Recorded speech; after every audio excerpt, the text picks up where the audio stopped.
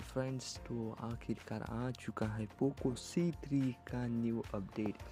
तो इस वीडियो में आप सबको मैं बताने वाला हूँ कि इस अपडेट कितने MB का है और इसके फीचर्स क्या है। तो चलिए वीडियो को और ज़्यादा बड़ा ना करते हुए हम शुरू करते हैं। तो सबसे पहले अपने सेटिंग्स को ओपन करें। उसके बाद ये देखिए यहाँ पर दिख रहा होगा आपको अपडेट का ऑप्शन। तो यहाँ पर अबाउट फ़ोन में जाने के बाद ये देखिए यहाँ पर अपडेट आ चुका है। तो ये न्यू अपडेट, ये मेरा पुराना अपडेट है, ये देख सकते हैं आप 12.0.7.0 वाला। और न्यू अपडेट आ चुका है 12.0.8.0 जिसकी साइज़ है 468 MB। तो यहाँ दोस्तों आपको 468 MB में मिलेगा।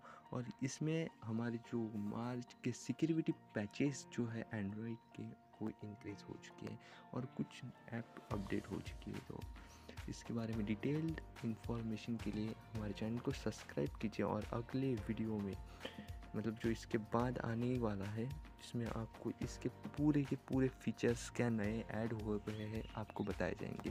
Thank you for watching. अगर वीडियो अच्छा लगे तो लाइक कीजिए बट सब्सक्राइब ज़रूर कीजिए क्योंकि इसके अब डिटेल फीचर्स जो बताने हैं।